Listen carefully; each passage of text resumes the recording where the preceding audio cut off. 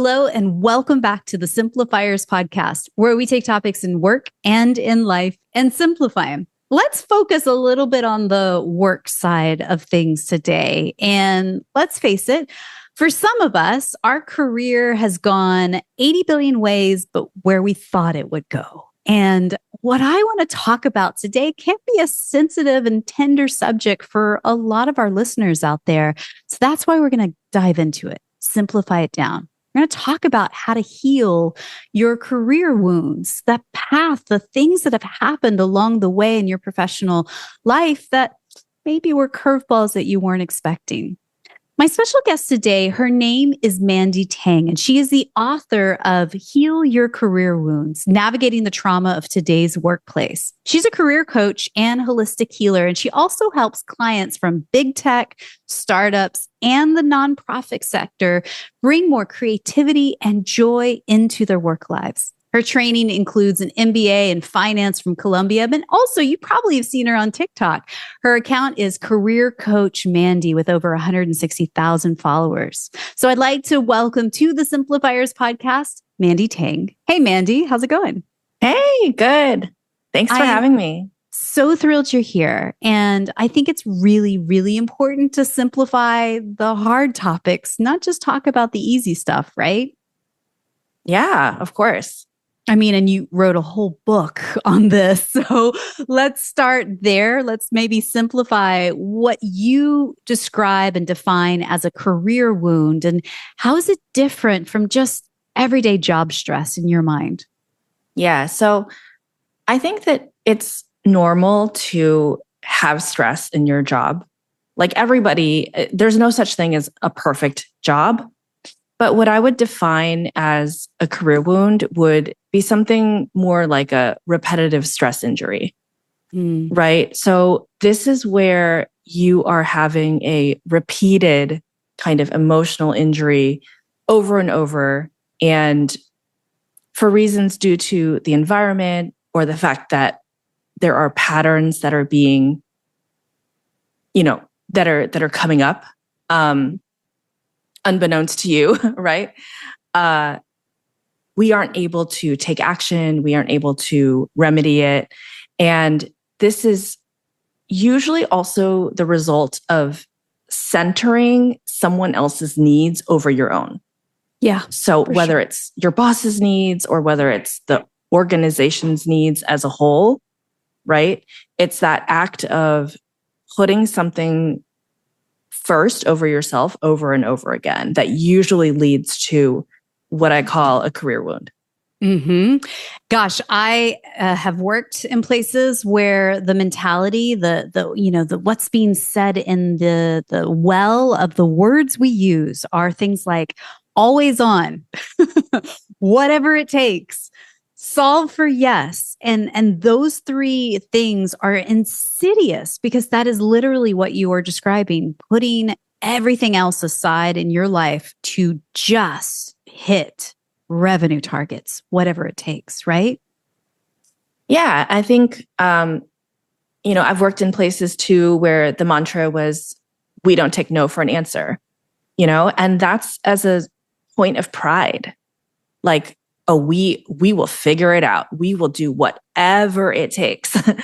And there's a place for that, right? But a lot of that, especially as women, especially as ambitious women, right? Like we internalize that and we make that part of our personality and it kind of takes over sometimes. So, yeah. And in your book, which by the way is excellent, really well laid out. There are different parts to it. And the part one is all about awakening and understanding the symptoms and identifying those patterns. But you talk first about like how to listen to what your body is saying, your physical body. So talk us through that.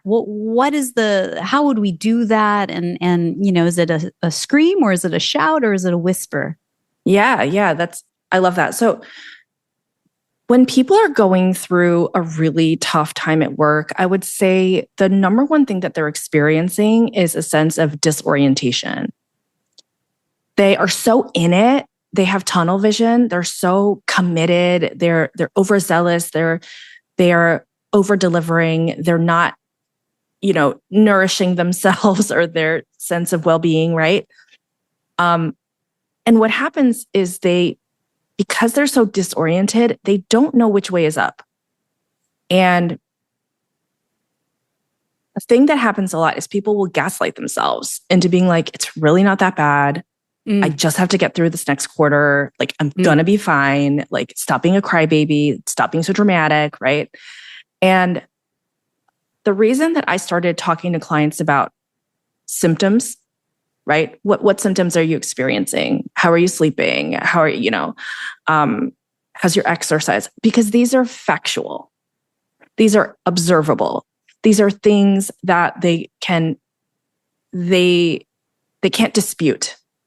Yeah. Right. And in that way, those symptoms lend itself to the idea that this is real. Like, you're not making this up. So if you are so stressed out by the flurry of emails that you get at 9 p.m. that you can't go to, like, your mind is spinning and you can't go to bed until midnight, like, that's real. Yeah. And so that's why I just love to start there, because it's like, okay, let's lay the facts on the table. What's actually happening, not just in your mind, but in your physiology.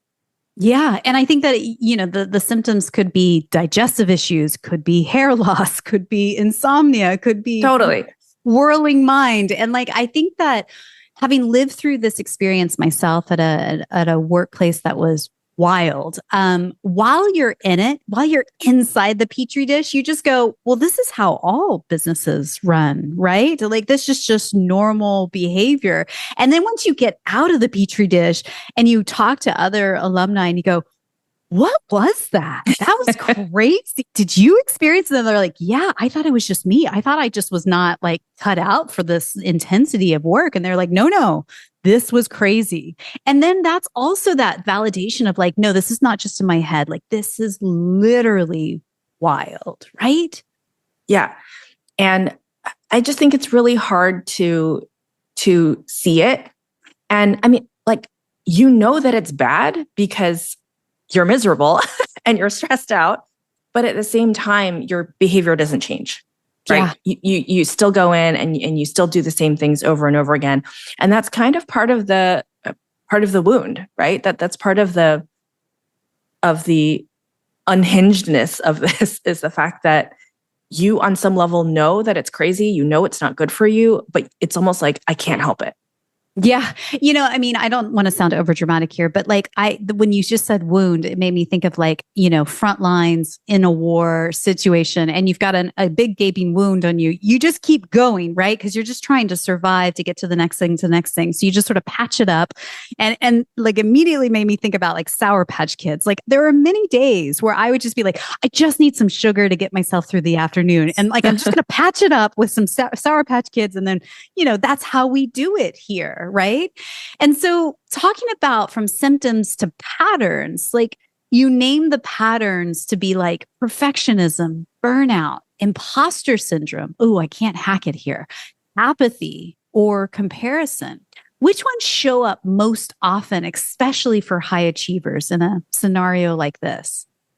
Yeah. So I think, the obvious ones would be like the burnout and the imposter syndrome. I think we all experience that. But I think that a quieter one that shows up, especially for high achievers, is the comparison. Yeah.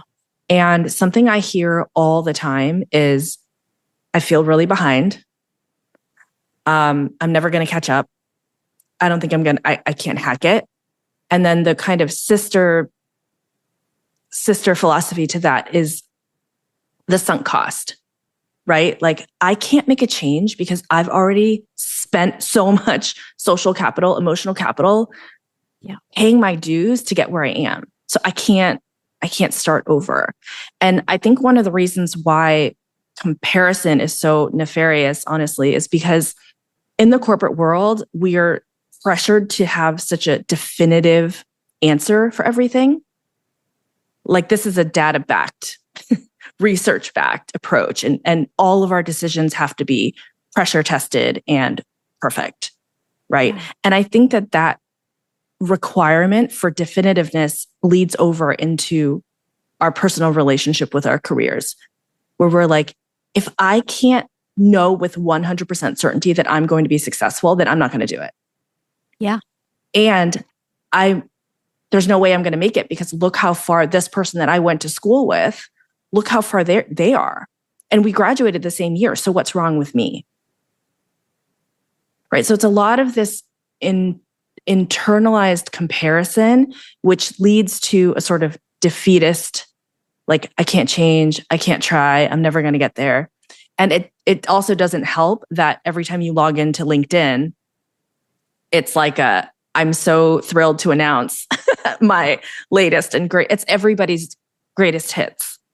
Yes. Yeah. LinkedIn is just the same as any other social media platform. There is the highlights reel, the filtered photos, the smiley photos and groups. And you go, wow, they really have it figured out. And I can't seem to get it past 2:00 today. So yeah, and what's interesting is you said something there, and I want to put a pin in it. This place that I used to work at that had not great culture, they have very interesting retention ratings, meaning that people on average would either drop off, leave the company within 1.5 to 2 years, or they would be there for 8+ years. Lifers. Yes. And there was never any time in between. There was very few people that were like, yeah, I'm on year 4 and I'm just chugging along and I like it here. Like, it was either 1.5 or 8 to 10 years plus, right? And so that made me think about a piece in your book. And if you'll do me the honor, I'd love to read a portion of your book for our listeners, because you say this on page 10. We hesitate to start on the journey because we aren't sure what we'll find, and the uncertainty can be terrifying. What if I make a change, you ask yourself, and then it actually turns out worse? Here's what I want to say. You're not stuck.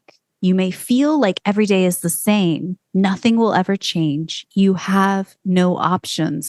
And so you might as well give up. But the truth is, things do change. You do have the power to make decisions, maybe small ones at first, and then larger ones to take charge of your situation and turn things around. So those lifers out there that are just miserable because of where they work and feel like they don't have any sort of self-agency, what would you say to them? When you've been at an organization for so long, this is how I like to frame it for people, right? On one hand, there's so many benefits. You're the person who knows everything. You're kind of the little queen of the castle, right? Oh, go ask her. She's been here for ages. She knows all the systems. She knows all the things. Like, you have this well-earned respect. You're seasoned. You're a veteran, right? Yeah. And on the other hand, there's this fear, right? Well, I've been here for so long. I've been out of the industry. Like, I don't know what's current anymore. I know how to work here, but I don't know, how could I apply to this other place? They're going to be like, why were you there for so long? Right? So I think it's those two factors. One of like the creature comforts of being the lifer, right? And then the fear about, well, now I'm like unmarketable. Now I'm unhireable to anyone else because I've been at this place for 8 years. Yeah. Right. And I feel like there's agency within, and again, back to, how you segmented the book. Stage 1 is awakening, becoming aware that the petri dish is poisoned and maybe we should try something different, not necessarily leave the petri dish, but can I have self-agency to change my piece of the castle so that I'm not perpetuating the poison to my direct reports? I don't know. Crazy idea. No, exactly. And I think also with the thing with people who've been there for a long time is they remember everything, right? Yeah. And so it's hard to not also have grudges and be like, oh, we tried that in 2018 and you weren't here, but let me tell you why, all the reasons why that failed, right? And so and like I coach people like this and they're like, I know I'm like a negative person and I can't help. I have been like poisoned. And But to your point about agency, right? I think that it's just about taking those first couple steps. I always say, I'm like, you know what? You want to think about the job search as a funnel. You got to fill the top of the funnel. You got to get some applications out. Basically, I always tell them, you have to get to at least the interview stage where you're talking to other people, because you're going to realize, oh my God, there's this whole world out there. And it doesn't matter. Like, you might get the job, you might not. That's not what this is about. This is about reaffirming your sense of worth outside of the organization that you're in. Yeah. And that leads you to stage 2, which in your book you call is really healing and thinking about reclaiming your voice and reclaiming your peace. So what does that look like for someone dealing with, say, a toxic boss or people pleasing or a painful layoff and they're a survivor? Yeah. I think, okay, I'll preface this by saying that I think a big buzzword these days is like boundaries, just like keep and hold your boundaries, right? But very appropriate for this podcast, it's like, I want to simplify it. It's not, what does that even mean? You know, how does someone hold their boundaries? And I think the thing that you want to think about is just trust yourself, right? So if you feel like boundaries is actually about understanding where your comfort and discomfort is, then having the self-respect to say, hey, actually, that doesn't feel great. I'm going to be honest with myself and I'm going to hold myself to a certain standard. So what are my choices? What can I do? Right? Because the biggest trap that people fall into is they're like, I have no choice. Yeah. I got to pay the rent. I got to pay the bills. And it's like, well, but what are your choices? What could you do? Could you speak up? What would that look like? I do this exercise with clients sometimes where I'll say, I kind of, they don't love it, but I kind of surprise them with like, okay, so pretend I'm your boss. Like, what would you say? Be honest with me. What would your feedback be? How would you express that? And it's hard to actually put it into words, but I think putting into words, what would that sound like? What would I say? And then playing with it, you know, maybe the first time you say it, you're like, oh, that was awkward, or, oh, that was too direct. But practice saying it. And then in real life, really like start to voice your opinion. And I always tell people, I'm like, the worst thing that can happen if you're honest and voice your opinion is then you have more evidence. Like if they're really not going to change, if they're not going to listen to you, evidence. Yes. Data. Yeah. to make your decision. Right. Versus worrying like, well, I can't say anything. Like, what if they ignore me? What if they punish me? What if they listen to me? What if they don't listen to me? We don't know. So it's about trusting yourself. It's about being like, what feels good? What doesn't? Oh, that doesn't feel good. What am I going to do about it? Yeah. Do you know what you just said there brought up 2 things for me. One, Dr. Paul White, he was the co-author of The 5 Languages of Appreciation in the Workplace. It's an adaptation of the 5 love languages, but at work, cool. Right? So cool, right? And so it's such a game changer when you think about the framework. So if you're dealing with a toxic boss, you understand how they like to receive appreciation from you, right?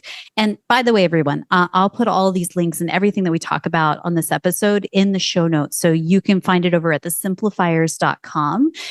Everything that we're talking about, links to it all there. I interviewed Dr. Paul White a few years back, and it's so incredible when you have a framework like that, because you're thinking, okay, my boss really likes to receive words of affirmation. Hey, good job on the so-and-so. Acts of service. Hey, can I take that off your plate? Quality time. Let's go for a walk. Gifts. Hey, you know, I got you a latte today. Nothing major. And then touch. Don't make it weird. Like it's a fist bump. It's a high five. It's, you know, something like that.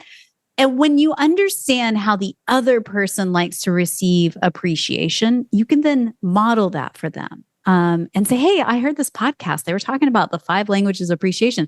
What do you like? you could ask those questions. Yeah. Those questions are a lot easier to receive than, hey, I'm really unhappy here and you keep busting my boundaries, blah, blah, blah, blah, blah. They go straight onto the defense. Their porcupine quills go out and they're shut down most times. But if you ask a neutral question like that, a curious question, it's exploratory and you're building those slow relationships together. What are your thoughts on that?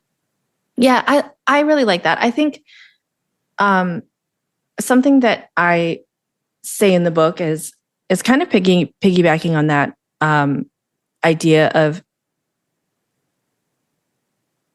understanding what the job really is. Yeah. And I think because of our education and the way that we are kind of trained, we are very productivity focused. But a lot of times the job is more relationship focused. And so it's kind of two parts. One is like, what is the job really? Is the job to do reports or is the job to make your boss happy? Right? And depending on that answer, is that something that you want to be doing? Yeah. Yeah. Right. Because you could be an executive assistant that is literally wrangling this wild personality in the office so that they can be palatable. Like that's literally your job, is to wrangle the mess so that they can perform. Yeah. Right. And so like one, being very honest about what it is, because oftentimes it'll be like, God, I just feel like I'm wasting my time. I'm not being productive. I'm not like finishing the report or finishing the presentation. And I'm like, is that the job though? Is that really how you'll be rewarded? Do they care? What's the currency of the company that you work at? How do people get rewarded? Right? And then I think secondly, what's really important is to ask yourself, okay, if your job is the executive assistant and you're here to wrangle the difficult personality so that everyone else can like move on, right? Is that what you want to be doing? Yeah. Is that beneficial to you somehow right now? Or is it a waste of your time? Or do you want to be doing something else? And I think just having these conversations with yourself is what's going to lead to breakthroughs. I love when people have a breakthrough. I love when they're like, oh, I don't actually want, or like, oh, this isn't the best use of my skills. Or even like, oh, okay, well, when you put it like that, like this is an easy job. Sure. Okay, I could do that. Right? Yeah. God, that just made me think of, do you watch the show, The Pit? Such a great show. Dana, the charge nurse, like she literally managed the whole department to make sure there's rooms and people are there and this and that. And like, I just love her as a character. And I know some pretty incredible EAs who are literally doing that every single day, quietly behind the scenes at major corporations. And they are built for it and they love the work. And so to your point, when you can step out and zoom out and go, hey, this is the job, this is the currency that the company appreciates. Do I enjoy this work because it lights me up? It's my strength. It's something I'm really good at. Then great. Then it's a reframe of going, okay, well, now how do I handle the day-to-day stress? How do I keep this from being a career wound and be more of a, I'm here on purpose, doing great work and, helping impact and positively other people, right? Yeah. Yeah. God, it's so good. And so then your book goes then from there to creating and really integrating the work. And so, we have heard of this concept of the dark night of the soul. And I really want you to walk us through that framework for someone who is like, the charge nurse and hates it. And is like, this is not the job for me. I am not Dana from The Pit. And how someone can tell which stage they're in before they actually hit real burnout, where your physical body just literally shuts down and says, nope, no more. We can't do this.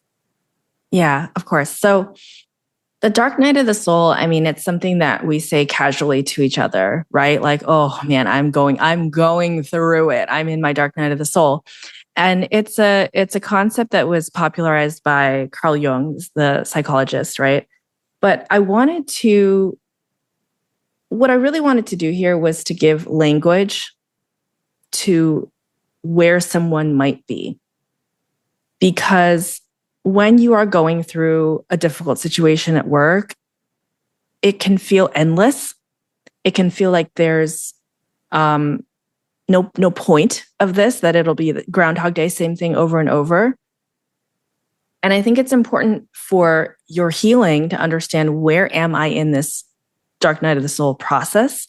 So there's 4 stages, right? There's disruption, dismemberment, liminal space, and then rememberment. And I can go through each quickly. Mm-hmm. So disruption would be like the initial event, right? So if you are familiar with like tarot cards, there's like one tarot card where it's the tower card, and it's like a really tall tower, and then the tower's on fire, and then the person is like falling head first. No big deal. No big deal.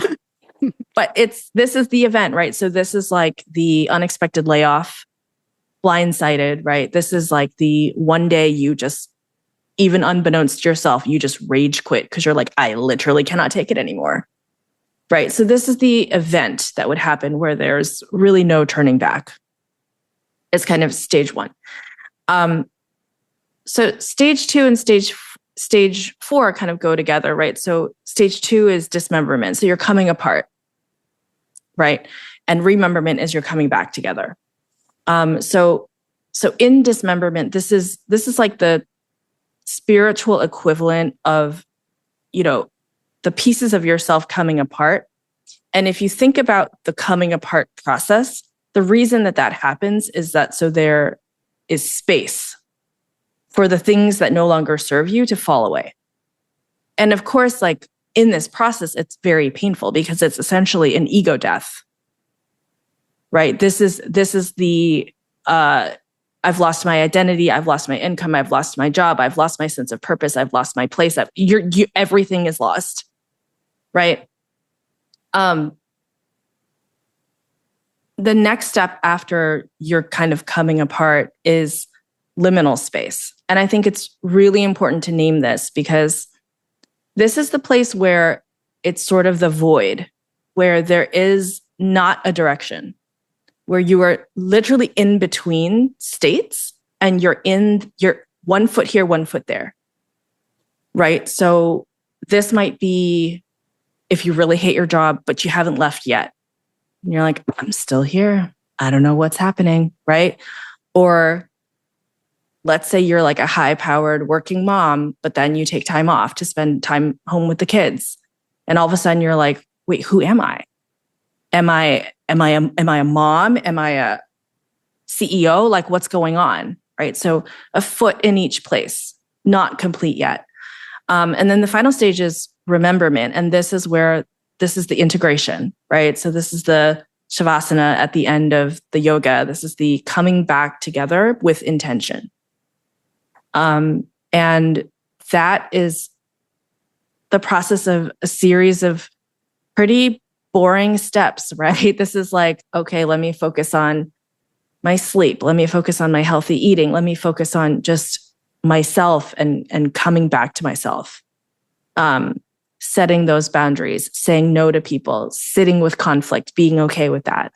So that's like a high level of the 4 stages, but I think it's useful because I don't know, I just feel like it makes you feel less crazy. Like, oh no, you're just in your dark night of the soul. Like, you're fine. Yeah. You're going to be fine. I think any sort of framework really helps give us some grounding in whatever it is that we're experiencing. So I really, really appreciate you walking us through all of those. And I can imagine for quite a few people, raise your hand if this is true for you, who've been in that liminal space, that in between, and gone, oh, this feels terrible. I just want direction. I just want somebody to tell me what to do. I just want to know that it all works out in the end. I just want to skip ahead to the conclusion of the great book, right? And that's so hard, to just sit in the unknown and still take action every single day to make forward progress. So for someone who feels stuck or exhausted or even disconnected from their work, what do you suggest they begin in the healing process there in that in-between space? So I think the most important thing in that stage is to honor your own word. So I think it's very important as you're about to like make big changes to feel confident that you can rely on yourself. Yeah. And so I like to have people make like tiny goals and then accomplish those goals. So even something like, okay, I'm going to go for a walk 2 times this week. Hell or high water, like I'm rain or shine, like I'm going. No excuses, I'm doing it. And so it doesn't even matter what your goal could be. I'm going to meal prep so I don't DoorDash, right? Like whatever set these tiny daily goals so that you start to believe yourself. When you say you're going to do something, then you do it. And what you're doing is you're connecting the planner self with the doer self. And what we want is these cycles, these 2 parts of ourselves to be as close together as possible. Like I said I was going to go for a walk, I took my walk. It snowed, I still went, right? I said I was going to meal prep. I was starving. The kids came home. One was sick. It was such a mess. I still pulled it together, And the more you can do that, then when it comes to bigger things, like I've been here 8 years. I don't want to be here 9 years. Like I told myself that this was going to be, it's time for a change, right? Because you've practiced the saying and doing loop, the chances of you actually, in that example, like moving on, getting paid what you're worth, all of that kind of thing, is just much higher. Yeah, there's such truth in that because it is those tiny, quick wins that build your confidence over time that you can do things. That's building that self-agency, a little bit stronger, a little bit stronger. Here is the proof that you can do the thing. So smart. Now, if you guys are curious about this book, it's called Heal Your Career Wounds, Navigating the Trauma of Today's Workplace. It's been out for a few weeks now. I cannot wait for you guys to read it because it is so good. You can find this at any bookstore online or even your local bookshop down the corner. And by the way, all the links again are in the show notes, so you can click there to find the book there as well, thesimplifiers.com. Mandy, as we wrap up, there are a few questions I like to ask everyone that comes on the podcast, and they are rapid fire. Here we go. First off, what's one book or blog you're reading these days that is inspiring you or poking holes and challenging your belief system?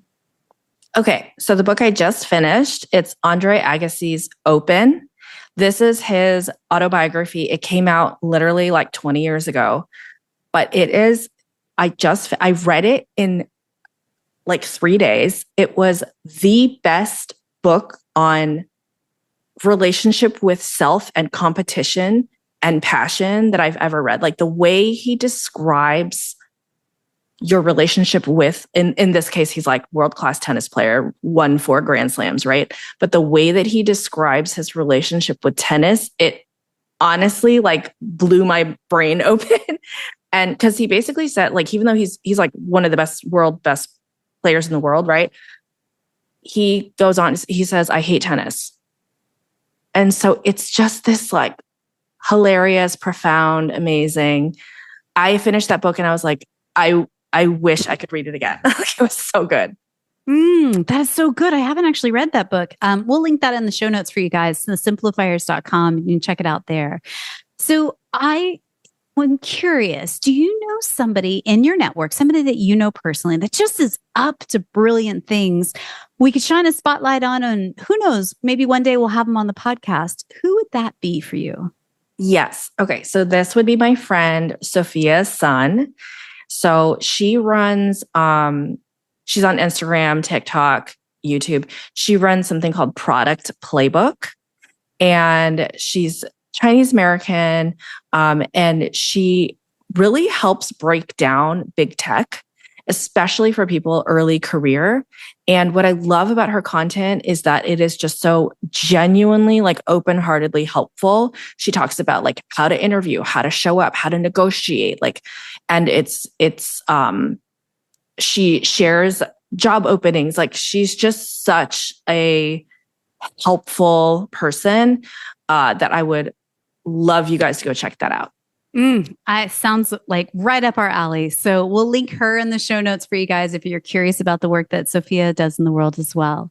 I believe simplicity and gratitude go hand in hand. Tell me, what are you grateful for today? I am just grateful for my family, and we live on this little farm in Oregon, and I've been doing gardening. I'm like really trying to get back into hobbies. So I'm grateful for my family. We just got chickens for the first time. I don't know what I'm doing, figuring it out. So I'm grateful for the sunshine, my family, and the chickens. That sounds like the most amazing concoction of wonderfulness ever. I love that for you.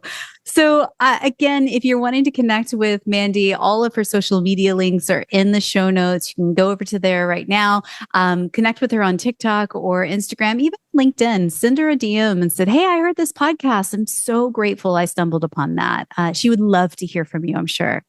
So my final question for you today is this, Mandy. Someone somewhere is listening to you and I right now, and they are in it. They haven't left their job yet, but they are just one critical conversation away from just throwing their hands up and being, "I'm out," or something even worse, actual burnout, and maybe even a leave of absence. What's one thing you could whisper into their ear right now just to encourage them in this moment? You won't regret it. The hundreds of clients, thousands maybe, that I've worked with at this point, I keep in touch with them. I'm with them during the transition. I talk to them after. Not a single one has ever said, "I regret making that change." It is the scariest feeling in the world. You feel like you're going to throw up. You feel like you're going to die. But not a single person has ever been like, "I want to go back." They're all happy they made the change. Thrilled. Better life. Yeah. So just do the thing. Do the thing. That should have been, do the thing. Yeah. Mandy, thank you so much for your time today. I appreciate you. Thank you so much too. Thank you for having me.